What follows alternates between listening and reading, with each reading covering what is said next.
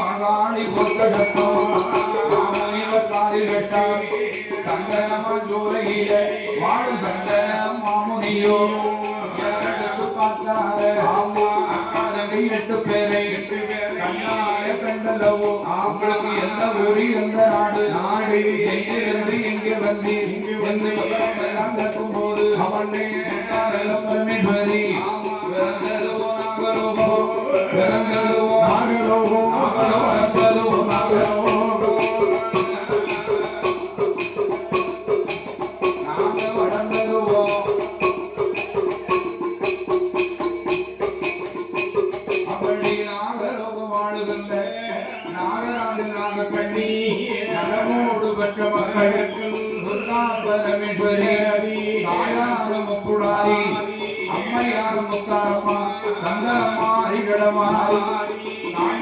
உச்சி மகாளி அக்காடகை 8 பேரும் நாகராஜவண்ணனுக்கும் நாகக்கண்ணி பெண்கொழிக்கும் அருந்தவர்கள் மக்கள் அக்காடகை 8 பேரும் அக்காடகை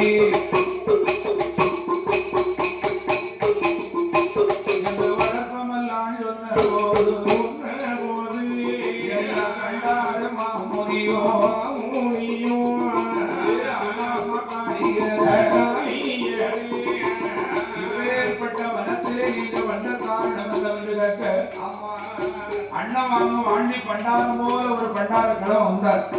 நான் கைலாச நின்று கடவுளை பார்த்து கையில் வரத்தை வாங்கிட்டாருன்னு எங்களை அழைத்து கொண்டு வந்து இந்த அத்துவர காலகத்திலே விட்டுட்டு போயிட்டார். போன மனிதர் இதுவரைக்கும் நாங்களே தான் எந்த விவரத்தை சொல்ல உங்களை இப்ப என்னமா வேணும்னா எங்களுக்கு உண்பதற்கு உணவு வேணும்னா 3 வேளையும் சாப்பாடு என்னால கொடுக்க முடியாது.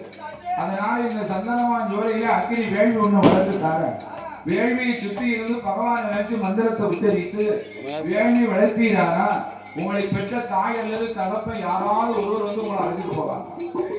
உடனே ஆட்டம் வந்து சம்மதிக்க அந்த சந்தன ஜோலையில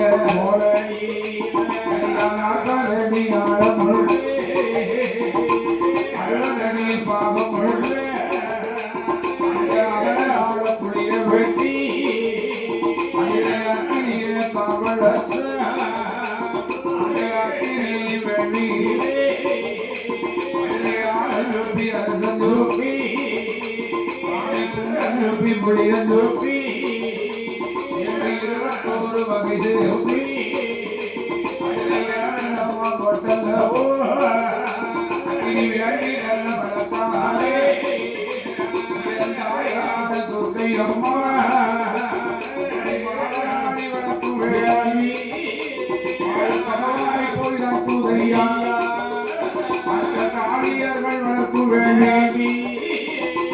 ஆண்டவரை தாக்குலையா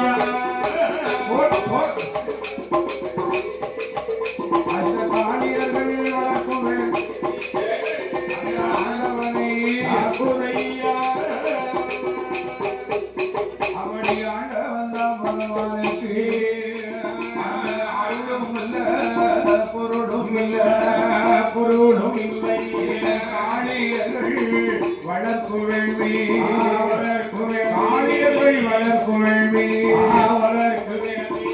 கடவுளை போய் காடோடையா வளர்ப்பு வேள்வி